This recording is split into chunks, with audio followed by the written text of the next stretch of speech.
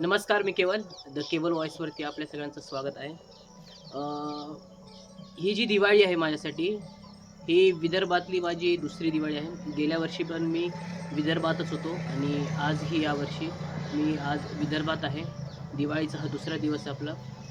विदर्भात फिरत असताना, एक आयुष्यातला प्रवास करत असताना अनेक माणसं आपल्याला भेटतात. त्यातली काही चांगली माणसं असतात, काही वाईट माणसं असतात. आज अचानक विदर्भातील काही जिल्ह्यांमध्ये फिरत असताना मला एक अशी व्यक्ती मिळाली, जी ग्रामीण भागातील विद्यार्थ्यांना नक्कीच एक प्रेरणादायी व्यक्ती म्हणून राहू शकते.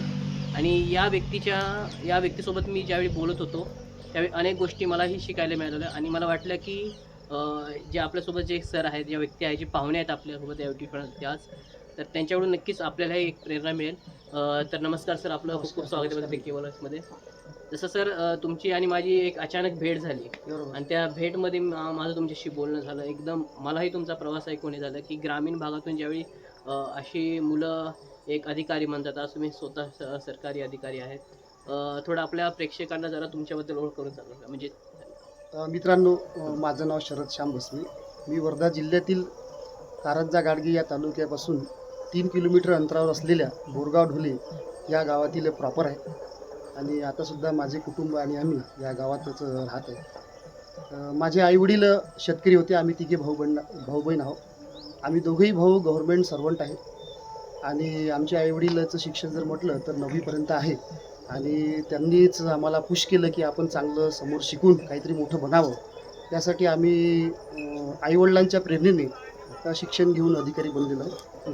सुरुवातीला ग्रामीण गावातच गावातल्या शाळेमध्ये 7वीपर्यंत शिक्षण झालं, जिल्हा परिषदचं. त्याच्यानंतर आमचंच पर्याय म्हणजे एकच कारंजा गाडगे हां. आणि तिथल्या तालुक्यातली शाळा. आणि जे समोरचे व्यक्ती जे शिकतात त्याच पद्धतीनं आपलं शिक्षण म्हणजे तेच मराठी मीडियमला 7वीला 8वीला ॲडमिशन, 8वी 10वी, 10वी नंतर 11वी 12वी आर्ट आणि 12वी नंतर ग्रॅज्युएशन BAमध्ये. एमध्ये. जे समोरची व्यक्ती शिकायची त्या पद्धतीनं आमचं ग्रामीण भागातले आम्ही त्याच्या मागे मागे शिक्षण घेत होतो. तर ग्रॅज्युएशन नंतर आम्हाला थोडं कळायला लागलं की आपण कुठल्या तरी क्षेत्रात नोकरी करावी किंवा शेती जे क्षेत्र आहे आम्ही शेती जवळून पाहिलेली आहे आणि केलेली आहे. आईवडिलांसोबत एक शेतकऱ्यासारखी शेती आम्ही केलेली आहे. परंतु भविष्यात शेतीवर अवलंबून राहणं हे कुठेतरी धोकादायक वाटतं.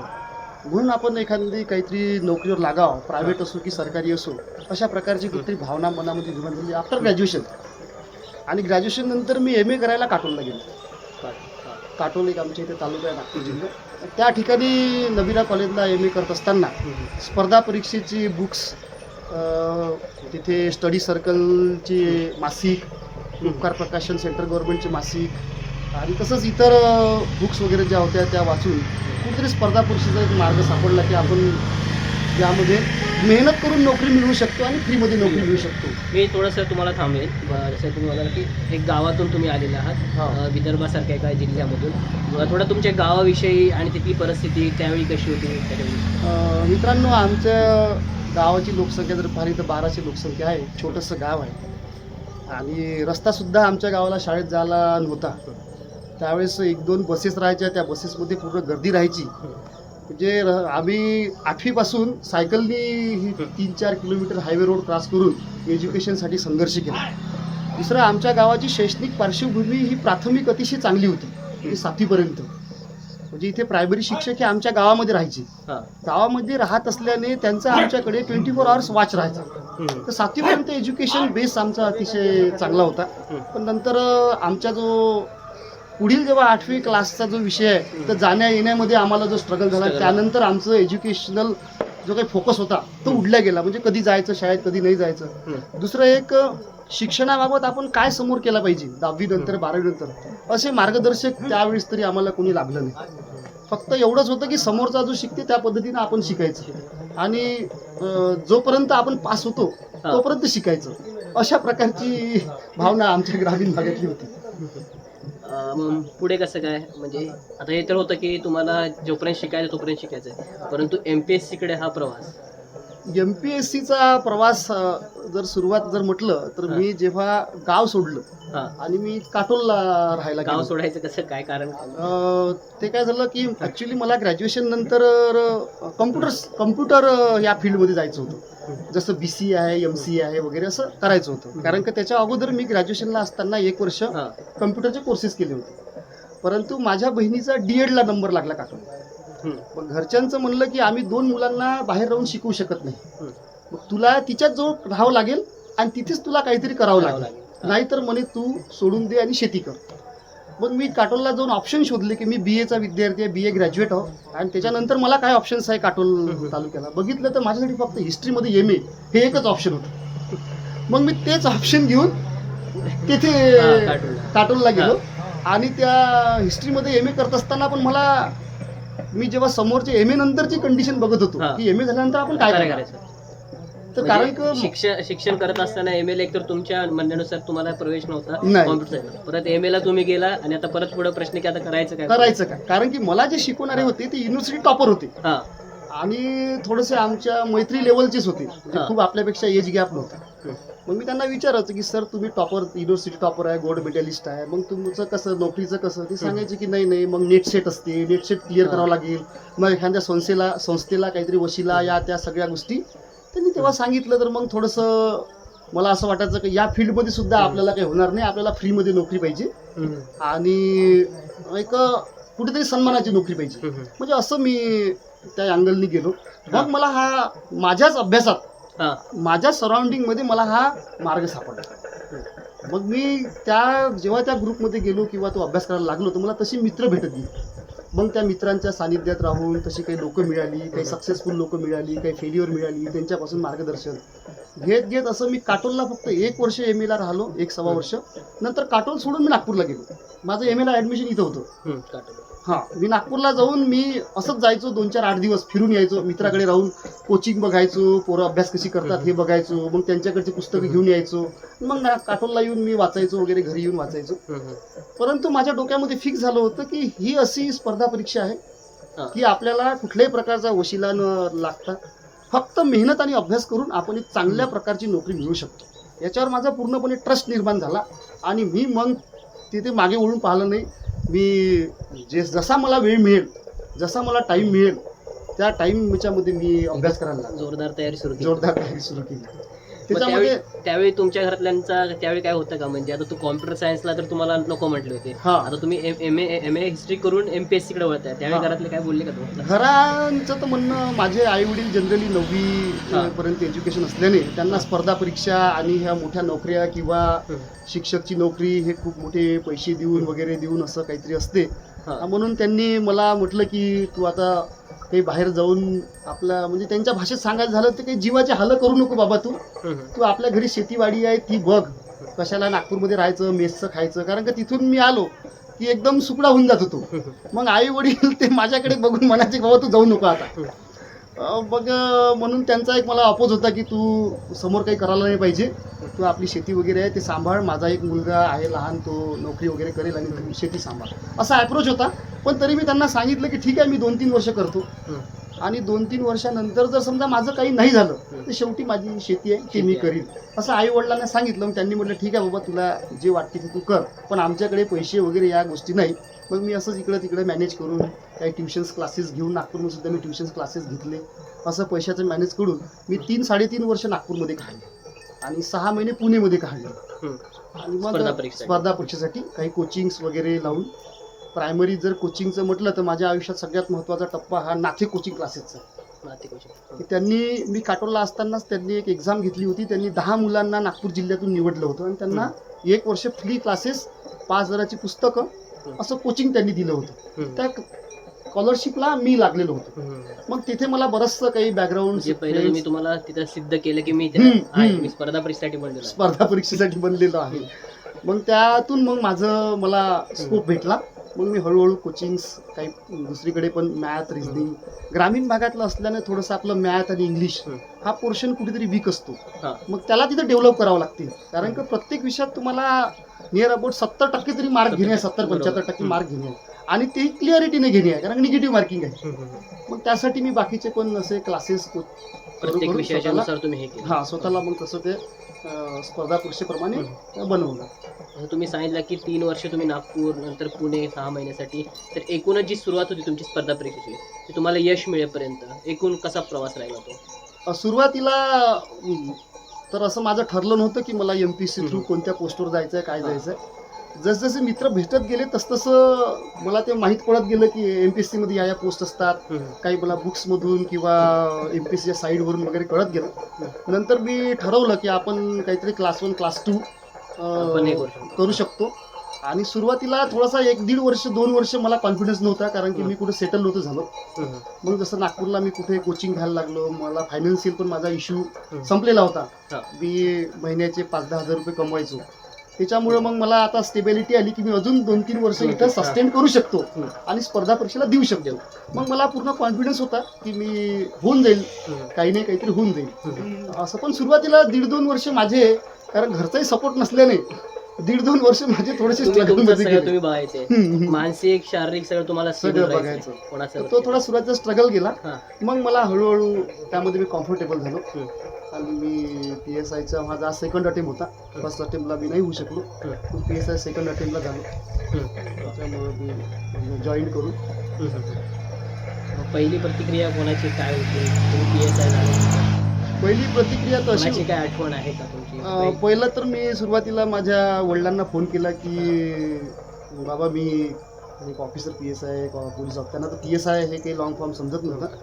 इन्स्पेक्टर. हां, तुम्ही म्हटलं पोलीस ऑफिसर झालेलो आहे. तर त्यांना समोरचा शब्दच नाही निघाला बराच वेळ. शेतीची आठवण. आणि त्यांना पण माहित होतं की त्यांच्या नजरेसमोर मी म्हणजे कुटुंबाला कसं पुश करता येईल, एक मोठा घरचा मोठा व्यक्ती मी होतो. म्हणून बाकी मला 2 बहिणीला आणि भावाला दोघांना पण मला शिक्षणासाठी पुढं करायचं होतं आणि शेतीचं पण सांभाळून, आई वडिलांना पण सांभाळून. त्यांना माहित होतं की ह्या पोराचा काही स्ट्रगल किती होता आणि त्याच्यातून त्याने हे मिळवलं. तर ते आई वडिलांचं काही बोलणं मग त्या दिवशी झालं नाही. मला पक्षी जवळच भेटली. काही माझ्या मित्रांना खूप आनंद झाला होता. माझ्या मित्रांनी अक्षरशः, एखाद्या मित्राची काय नाव सांगाल किंवा त्याच्याबद्दल ज्यावेळी? माझा एक मित्र आहे सचिन डंबेलकर म्हणून, आजही आम्ही कॉन्टॅक्टमध्ये आहोत. त्याचे वडील DYSP म्हणून रिटायर झालेले आहे. त्याने मला फायनान्शियल पण भरपूर मदत केली.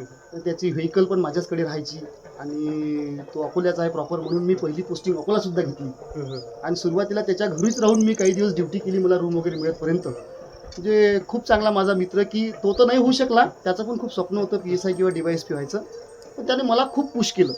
म्हणजे सकाळी मी रनिंगला सुद्धा उठत नव्हतं, कधी कधी तो मला उठवायचा, रनिंगला न्यायचा, टायमिंग लावायचा. म्हणजे माझ्याकडे फिजिकलचे कोचिंग लावायला वगैरे काही पैसे नव्हते असं, आणि मी काही लावलेले पण नाही. तेच माझे मित्रच माझं करून घेत होते थोडं फिजिकलचं वगैरे हे ते व्यवस्थित. तो एक माझा एक खूप छान मित्र आहे आणि त्याचे खूप मी धन्यवाद मानतो की त्याने मला पुश केलं, प्रत्येक वेळोवेळी मदत केली. आणि मला अशी आठवण नाही उदिली फायनान्शियल वगैरे काही अडचण झाली तर मला माहित आहे की सचिन आहे पुढे, मी आर्थिक मला काहीतरी. त्याच्यामुळं मग मला थोडंसं त्या सचिनमुळे बरंचसं. सचिन आहे, माझी एक ममता मैत्रीण आहे, ती पण आता सहाय्यक आयुक्त आहे पिंपरी चिंचवड नगर विकास. तिने पण मला फायनान्शियल मदत केली. असे बरेचसे मित्र मैत्रिणी आहे, हे थोडेसे जवळचे मित्र मैत्रिणी होते. एक साधारण आपल्याला पाहायला मिळते की जसं विदर्भ आहे, हा विदर्भात एका जिल्ह्यातून तुम्ही येता. गावच्या मुलांकडे एक न्यूनगंड आपण म्हणू शकतो किंवा स्पर्धा परीक्षेच्या दृष्टिकोनाने जसं तुम्ही म्हटलं की तिथे जाऊन काय करायचं, आणि तुम्ही तर विरोध करून आला होता, शेतीला तुम्ही नाकारलेलं होतं. आणि गावकडच्या मुलांना शेतीशिवाय पण कधी कधी पर्याय नसतो, रोजगाराचे पण प्रश्न आहेत. अशा वेळी एक न्यूनगंड पण असतो की मी तिकडे जाऊन करणार तरी काय. अशा वेळी काय केलं पाहिजे मुलांनी, म्हणजे विशेष ग्रामीण भागातल्या विद्यार्थ्यांनी, त्यांच्यासमोर रोजगाराचे एवढे पर्याय उपलब्ध नसतात, ते अशा वेळी काय केलं पाहिजे? मला एक सांगावं वाटते की ग्रामीण भागातला विद्यार्थी आणि शहरी भागातला विद्यार्थी दुसरा कुठला विद्यार्थी असा काही फरक नाही आहे. जेव्हा आपण एका कॉम्पिटिशनमध्ये उतरतो तेव्हा त्यालाही तेच करायचं असते, आपल्याला तेच करायचं असते. ग्रामीण भागाच्या विद्यार्थ्याचं थोडासा एक न्यूनगंड या बाबतीत होतो की आपण ज्या एज्युकेशन सिस्टममध्ये आलेलो आहोत, आपण जे काही प्रायमरी एज्युकेशन घेतलं असते, 8वी 9वी 10वी 12वी जे एज्युकेशन घेतलं असते ते फक्त पास होण्यापुरतं घेतलेलं असतं. म्हणजे आता तरी कुठेतरी पालकांची किंवा त्या मुलांची मेंटॅलिटी वाढली की नाही मला चांगले मार्क मिळवायचे. आम्ही ज्या काळात होतो ना त्या काळात 40% जरी पास झाला तर पूर्ण गावभर पेढे वाटायचे पालक. म्हणजे अशा प्रकारचं एज्युकेशन होतं. आता तरी कुठेतरी पर्सेंटेज ग्रेड ग्रेड हा लोकांना आता समजला. आमच्या काळात पास 10वी-12वी पास खूप असं. पण त्या 10वी-12वीच्या पासच्या मेंटॅलिटीमध्ये आपण जे अकॅडमिक एज्युकेशन घेतो ते तेवढ्या स्ट्रॉंग आणि परफेक्ट घेतो. आधी मग समोर जेव्हा एज्युकेशन घ्यायला जातो तेव्हा लसावी मसावी भागाकार गुणाकार इथून सुरुवात करावी लागते. कारण की आपण इकडे ते परफेक्ट केलेलं नसतं. म्हणजे आपला जो पाय आहे तो मजबूत नसतो. ग्रामीण भागाच्या विद्यार्थ्यांनी कुठेही जरी शिकलं तर काही प्रॉब्लेम नाही आहे. फक्त त्याने आपलं बेसिक एज्युकेशन चांगलं केलं पाहिजे. म्हणजे पहिलं 5वी ते 12वी या एज्युकेशनमध्ये स्पर्धा परीक्षेचा 60 ते 70% सिलेबस इन्क्लूड आहे. मग तर ग्रॅज्युएशनचा 10-20% तो याड होतो. पण यामध्ये खूप चांगला सिलेबस कव्हर होऊन जातो. म्हणून सुरुवातीला कुठल्याही प्रकारचा न्यूनगंड वगैरे बांधण्याची गरज नाही. तुम्हाला जर 12वीमध्ये कळलेलं की मला स्पर्धा परीक्षेचा ट्रॅक पकडायचा आहे तर 12वीपासून तुम्ही आपला स्वतः स्पर्धा परीक्षेकडे फोकस करून त्या पद्धतीचा सिलेबस, त्या पद्धतीचे डॉक्युमेंट्स, त्याचे म्हणजे कोणत्यासाठी तुम्ही तयारी करताय त्याचा सगळा फॉर्मॅट, त्याचा चार्ट, त्याची पुस्तकं ही तयार करून त्या मार्गाने चाललं पाहिजे. म्हणजे ग्रॅज्युएशन सोबत तुम्ही हे एक टार्गेट ठेवलं पाहिजे. म्हणून मग ते बरोबर तुम्ही कव्हर. ग्रॅज्युएशन झाल्यानंतर आपण एक करतो सर रमेश, तुम्ही साईड बाय साईड जर गेलं तर तुम्हाला ऍटलिस्ट जेव्हा ग्रॅज्युएशन नंतर तुमचं 1 वर्ष हे सिलेबस माहीत होण्यात किंवा रिझनिंग मॅथचं तुमचं बेसिक तयार होण्यास लागतो. ते जर अगोदर तुम्ही ग्रॅज्युएशनला करून घेतलं तर मग ग्रॅज्युएशन नंतर तुम्हाला थोडंसं सोपं जातं. आणि ग्रामीण भागाच्या विद्यार्थ्यांची आता तरी कंडिशन मला असं वाटतं की चांगली आहे. अगोदरपेक्षा आमच्या वेळेसपेक्षा आता चांगली आहे. आणि आता शिक्षक वगैरे पण चांगल्या प्रकारे लक्ष देतात. पालक सुद्धा जागृत झालेली आहे. तेव्हा पालकांना आणि एज्युकेशनचा असा काही संबंध नाही. आमच्या पालकांनी तू फक्त शिक, म्हणजे अब्राहम लिंकनची आई कशी म्हणायची की तू फक्त वाच, तर तेच वाच किंवा अभ्यास कर. तू काय अभ्यास करतं, कोणता अभ्यास करतं, तुला काय बनायचं आहे, कुठे जायचं आहे, या बाबतीत त्यांच्याकडे काही नव्हतं. फक्त शाळेत जा आणि अभ्यास कर, या 2 गोष्टीच्याच फक्त त्यांना माहिती होती. जसं आपण ग्रामीण भागातल्या विद्यार्थ्यांकडे आता न्यूनगंडाविषयी बोललो, न्यूनगंड असतो त्याविषयी बोललो किंवा एक मायनस पॉईंट असतो. तसे तुम्हाला काय वाटलं की तुम्ही ग्रामीण भागातून ज्यावेळी एका सरकारी परीक्षा पास होऊन तुम्ही एक सेवा देत आहात, तर तुम्हाला काय जाणवलं का की नाही ग्रामीण भागातल्या मुलांकडे हा पण प्लस पॉईंट असू शकतो आणि त्याच्यावरती फोकस केला पाहिजे ग्रामीण भागातल्या मुलांनी? ग्रामीण भागातल्या मुलामध्ये स्ट्रगल, मेहनत, जिद्द, एखादी गोष्ट पूर्णपणे करण्याची क्षमता आणि धडपड, कारण का ते अंगभूत गुण असतात गावातली. ही जी क्वालिटीज आहे ही क्वालिटी प्रशासनामध्ये त्याला वेळोवेळी कामाला येते. जसं मी पोलीस विभागात आहे तर पोलीस विभागात असताना माझं 50% जे वर्क आहे ते फील्डचं वर्क आहे. इथे जाणं, तिथे जाणं, धडपड करणं, त्या आरोपीला शोधणं, त्या कंप्लेंटकडे जाणं, त्यांचं स्टेटमेंट घेणं, कुठे काही उद्या कायदा सुव्यवस्था प्रश्न निर्माण तिथे जाणं, तिथे फेस करणं, लोकांसोबत बोलणं, चर्चा करणं. तर या सगळ्या जो पार्ट आहे हा ग्रामीणचाच पार्ट आहे. आणि विशेष म्हणजे आपण जी सेवा देतो कुठल्याही विभागाची, म्हणजे आपण कलेक्टर जरी झाला तरी तुम्हाला 70% लोक ही ग्रामीण भागातलीच मिळणार. कारण का आपला खेड्यांचा देश आहे, गावातला आहे. शहरात तेवढी 40% लोक आहेत, 60 ते 70% लोक ही ग्रामीण भागातली आहे. पण त्यांच्यासोबत आपल्याला त्यांचं भावना समजून घेणं, त्यांचं ट्युनिंग समजून घेणं, त्यांच्या परिस्थिती समजून घेणं, तर ह्या सगळ्या गोष्टी आपल्या ग्रामीण भागाच्या मुलाला व्यवस्थित समजून येते आणि ते काम करण्यात सुद्धा त्याला मदत होते. तर या गोष्टी म्हणून ग्रामीण भागातला जर एखादा ऑफिसर असला किंवा ऑफिसर ग्रामीण भागातले असले तर या सगळ्या प्रकारे चांगल्या प्रकारे ग्रामीण भागातल्या जनतेला सेवा देऊ शकतात. म्हणजे न्यूनगंड नाही आहे, तो आपला पॉझिटिव्ह पॉईंट आहे. तुम्हाला चांगलं इंग्लिश, चांगलं मॅथ कदाचित नाही येणार, पण तुमच्यामध्ये या क्वालिटीज आहे की तुम्हाला लोकांना सर्व्हिस देण्यासाठी जर तुमच्याकडे चांगल्या क्वालिटीज आहे, म्हणजे तुमच्याकडे जे फील्ड वर्कचं जे काम आहे किंवा जी स्किल्स आहे ते ऑलरेडी तुमच्याकडे आहेत, फक्त काही गोष्टींवर तुम्हाला लक्ष द्या. जसं फिजिकल चांगलं आहे ग्रामीण भागातल्या मुलांचं आणि त्यांची मेंटॅलिटी सुद्धा टफ आहे. ह्या सगळ्या गोष्टी ग्रामीण भागातल्या विद्यार्थ्यांकडे आहे. आणि निश्चितच त्यांनी जर ठरवलं ग्रामीण भागातल्या कुठल्याही विद्यार्थ्यांनी फक्त इतकंच की थोडंसं अगोदर ठरवायचं असतं. जर तुम्ही थोडं अगोदर ठरवलं 10वी-12वीला आणि तिथून जर त्यांना प्रॉपर तुम्ही त्या गायडन्सनं दिलं तर ते लवकरच सक्सेस होणार. आणि फेलर होण्याचा प्रॉब्लेम्स काय असतो की आपण लेट सुरू करतो. बरेचसे विद्यार्थी मला भेटतात की 28 वर्ष 29 वर्ष वय झालं, सुरुवात त्यांनी 25ला केली असते. तुम्ही सुरुवात जर 18-19ला केली तर तुम्ही 25 पर्यंत निश्चितच तुमच्या हाती काहीतरी मिळणार. आणि माझं तर असं मत आहे की ज्याने स्पर्धा परीक्षेला एकदा सुरुवात केली तर त्याने सोडायचं नाही, अजिबात सोडायचं नाही. तो 100% कुठे ना कुठे चांगल्या उल्लेख केला की सोडायचं नाही. स्पर्धा परीक्षा तयारी करणारा जो विद्यार्थी आहे साधारण किती वेळ दिला पाहिजे किंवा किती अटेम्प्ट दिले पाहिजे तुमच्या मते, किंवा कसं आता केलं? तसं काही आपल्याला सांगता येणार नाही किती अटेम्प्ट दिले पाहिजे किंवा त्याने किती वर्ष दिले पाहिजे असंही नाही आहे. तर त्याने जोपर्यंत स्वतःला सिद्ध त्याला वाटलं की नाही मी आता माझे सगळे करून चुकलेलो आहो, हा. पण मी आता होत नाही आहे आणि माझ्याकडे दुसरं ऑप्शन्स आहे चांगलं, तर त्याने ते सुद्धा ऑप्शन केलं पाहिजे. पण असं परफेक्ट सांगता येणार नाही की त्याने एवढेच अटेम्प्ट द्यावं, एवढ्याच वयापर्यंत केलं पाहिजे असं नाही. मी 40व्या 39व्या वर्षापर्यंत तलाठी लागलेली व्यक्ती सुद्धा पाहिली 39 वर्षाला. हा. ते आधी डॉक्टर होते, हम्म. ते कुठला तरी कोर्स करून डॉक्टर, त्यांनी नंतर MPSC कडे आले 42-43 मध्ये आणि 32 to 33 मध्ये आणि 39 मध्ये ती लागली. म्हणजे असं पण होऊ शकते. तुम्हीचा जो प्रवास होता, शेतीला तुम्ही नाकारलं, शेतीला नाकारून तुम्ही सरकारी परीक्षा देण्याचं ठरवलं, स्पर्धा हो. परीक्षेला अधिकाऱ्याला. आज आम्ही आपण शेतात बसलेलो आहे हो. आणि हा जी काही मुलाखत आहे तुमच्याशी मी चर्चा करताय आणि माझ्या मागे राष्ट्रीय संत तुकडोजी महाराजांचा एक छोटीशी मूर्ती दिसते, एक पुतळा इथे दिसतोय. याचं कारण काय सांगाल तुम्ही? मित्रांनो, याचं थोडं माझ्या आजोबा माझे जे आजोबा होते मारुतीजी भस्मे, हे त्यांच्याशी जुडलेलं आहे. माझे आजोबा राष्ट्रसंतांचे खूप मोठे अनुयायी होते. ते राष्ट्रसंतांसोबत बाहेर सुद्धा निघून गेले होते, बरेच दिवस त्यांच्यासोबत राहिले. आणि माझ्या आजोबाचा ॲक्सिडेंट झाला होता बसने 1993ला. त्याच्यानंतर 2003-04ला त्यांचे काही पैसे मिळाले. त्या पैशासंबंधाने मग फॅमिलीमध्ये काही डिस्प्यूट निर्माण झाले आणि मग 2010ला जेव्हा मला स्पर्धा परीक्षेला पुण्याला जायचं होतं 10-11ला, तेव्हा मी त्या काही पैशाचा वापर केला आणि मी ठरवलं होतं की हे तर पैसे निघून जाईल. जेव्हा मी सक्षम होईल, माझ्या आजोबाची जे पैशाची जी आठवण आहे आणि ते जे पैसे मी घेतले होते स्पर्धा परीक्षेसाठी, त्यासाठी मी कुठेतरी ते एक चांगलं काम करीन किंवा एखादं राष्ट्रसंताचं मेमोरेबल किंवा पुतळा किंवा मंदिर काहीतरी बांधीन. त्याचंच एक आणि ग्रामीण भागातल्या लोकांना किंवा विद्यार्थ्यांना एक आजच्या अशा राष्ट्रसंतांच्या विचारांची गरज आहे आणि अशा प्रकारच्या विचाराचा आचाराचा प्रसार व्हावा या ठिकाणावरून, म्हणून मी राष्ट्रसंतांच्या ह्या मूर्तीची या ठिकाणी मागल्या वर्षी स्थापना केली. माझ्या गावातील बरेचसे 30-35 लोक हे माझ्याशी जुडलेले आहेत, तरुण मित्र जुडलेले आहेत. आजच्या तरुण जी पिढी आहे याला तुम्ही कसं रिलेटिव्ह कराल, किंवा जो इंस्टाग्रामचा किंवा सोशल मीडियाचा जो एकदम चालू आहे, अशा ह्याच्यामध्ये राष्ट्रीय संत तुकडोजी महाराज हे एका युवांचे मार्गदर्शन किंवा मॉडेल कसे होऊ शकतात? बघा, बेसिकली गोष्टी पाहिलं तर माणसाला आनंदी, प्रेरणादायी आणि उत्साही राहणं गरजेचं आहे. बेसिकली माणसाची रिक्वायरमेंट ही आहे.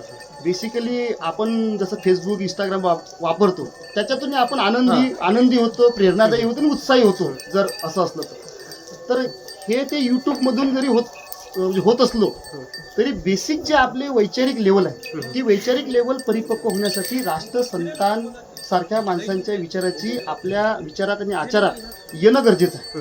जसं आता व्यसनाधीनता वाढत आहे, व्यसनाधीनता राष्ट्रसंतांना अजिबात नको. मी पोलीस विभागामध्ये आहे मित्रांनो. मला कोणीही जर कुठेही दारू पितानी, खर्रा खातानी, गुटखा खातानी, तंबाखू खातानी बघितलं असेल तर त्यांना मला समोर. इव्हन माझ्या गावात सुद्धा, माझ्या गावामध्ये माझा कार्यक्रम झाला होता, मी जेव्हा लागलो तेव्हा मला काही माझे शिक्षक होते, त्यांनी विचारलं की तर तुझ्या मागचं काय रहस्य आहे. मी सांगितलं की 50% जीवनाची लढाई तेव्हाच जिंकलेलो होतो की जेव्हा मला कोणतेही व्यसन नाही किंवा आता सुद्धा नाही, पोलीस विभागात येईन तेव्हाही नव्हतं. तर त्याच्यामुळं निर्व्यसनी राहण्याचा संकल्प हे राष्ट्रसंतांच्या विचारामुळे आम्हाला मिळाला. म्हणजे आमचं कुटुंबच त्या पद्धतीचं आहे. तर ते एक आमच्या जीवनामध्ये फार मोठं मोलाचं. तसंच लोकांच्या जीवनामध्ये सुद्धा हे एक हा पॉईंट सुद्धा एक महत्त्वाचा आहे जो राष्ट्रसंतांनी आपल्या समाजाला दिला. आणि सोशल मीडिया थ्रू अशा प्रकारच्या विचारांचा प्रसार करणं गरजेचं आहे. माझं मित्रांनो युवा पिढीला हेच सांगणं आहे की आपल्या परंपरेनुसार शेती तर हा आपला हातखंडा आहे. आपण तर शेती नोकरी करून किंवा प्रायव्हेट जॉब करूनही करू शकतो, पण आपलं जे एक एज असते, जे आपण शिक्षण घेतो ते अतिशय चांगल्या प्रकारे घेतलं पाहिजे. आपले आईवडील आपल्याला खूप मेहनत करून एक पैसा जमा करून आपल्याला शिक्षण देतात. एज्युकेशन, अकॅडमिक एज्युकेशन चांगलं घेतलं पाहिजे आणि त्या एज्युकेशन बेसवर आपल्याला कुठे चांगली नोकरी मिळेल, एक नोकरी चांगल्या पद्धतीची नोकरी आपल्या क्वालिटीनुसार, आपल्या विचारानुसार आणि आपल्याला जी आवडते त्या पद्धतीची नोकरी मिळवण्याचा एक प्रयत्न केला पाहिजे. आणि ती मिळाल्यानंतर बाकी जे काही तुमच्या घरचं शेती आहे वगैरे आहे हे पण तुम्ही चांगल्या प्रकारे हँडल करू शकता. म्हणून शेतकऱ्याच्या पोराने चांगलं क्वालिटीचं कोणत्या संस्थेत एज्युकेशन घेतं हे महत्त्वाचं नाही किंवा शाळेत महत्त्वाचं नाही, तो चांगला सिलेबस चांगल्या शिक्षकाकडून जाणून घेऊन आपण त्याला चांगलं एज्युकेशन घेतलं पाहिजे. जेणेकरून समोर ते आपल्याला भविष्यात कामाला येईल. आणि यासाठी तुम्ही काय करणार आहात का या विद्यार्थ्यांसाठी भविष्यात? मित्रांनो, आता आमच्या इथचे जे पालक वर्ग आहे त्या पालक वर्गाला तेवढ्या पद्धतीचं नॉलेज नाही. जे मी हे गोष्ट सांगतोय ते पालक आपल्या मुलांना बघ तू शरद सारखं कर, काहीतरी बन, एवढंच म्हणू शकतो.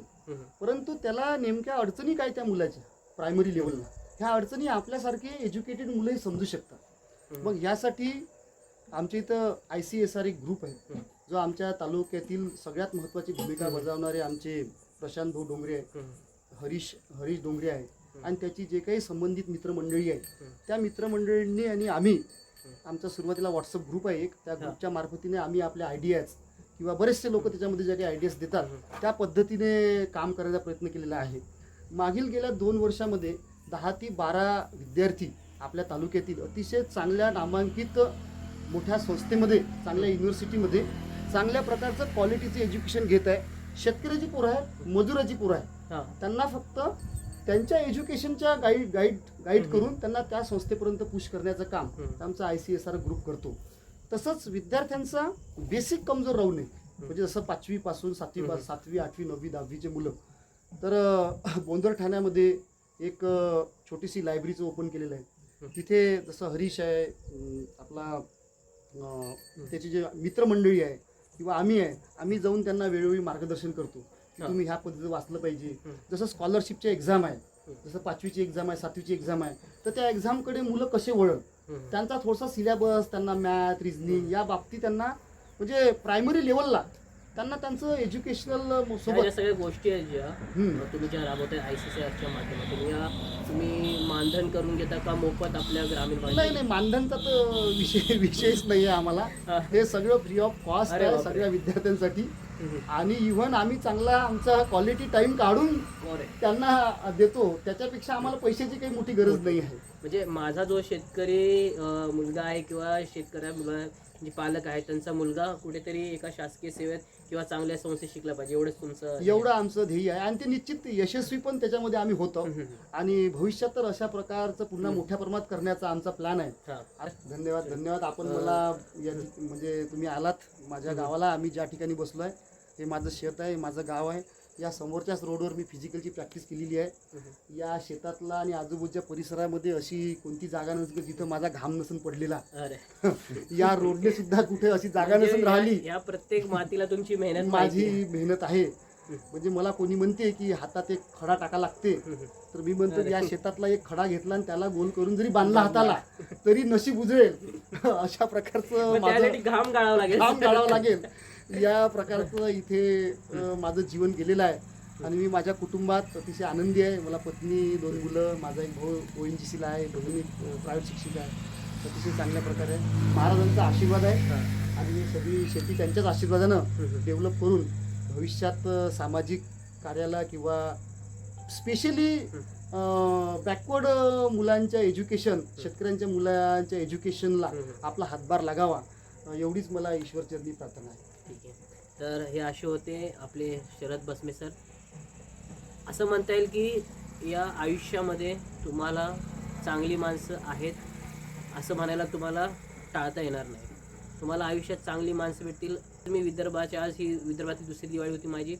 चाललो होतो, फिरत होतो, रस्त्यात सर सहज भेटले आणि त्यांच्याशी बोलता बोलता जे काय त्यांच्याकडून मला घेण्यासारखं मिळालं आणि त्यांच्यासोबत मी जरी घेतलं असेल तरी मला वाटलं की माझे जे प्रेक्षक आहेत माझ्या चॅनलच्या माध्यमातून अनेक विद्यार्थी असतील ते बघतील आणि नक्कीच शरद बसमे सरांसारखं एक प्रेरणादायी ते व्यक्तिमत्व बनेल. त्यांच्याकडून काही गोष्टी चांगल्या शिकतील आणि नक्कीच येणाऱ्या भविष्य काळामध्ये आपली जी तरुण पिढी आहे ती शरद बसमे सरांसारखं चांगलं काम करेल. जी निर्णय घेण्याची क्षमता आहे त्या सरांकडे शेतीच असताना देखील त्यांनी स्वतःच्या जिद्दीवरती स्वतःच्या ठाम भूमिका मांडून मला शासकीय सेवेत जायचा हा जो निर्णय घेतला होता आणि तो त्यांनी सिद्ध करून दाखवला. तर अशाच चांगल्या व्यक्ती आपल्या द केबल वॉइस यूट्यूब चॅनलवरती आपल्याला पाहायला मिळतील. चॅनलला सबस्क्राईब करा. धन्यवाद.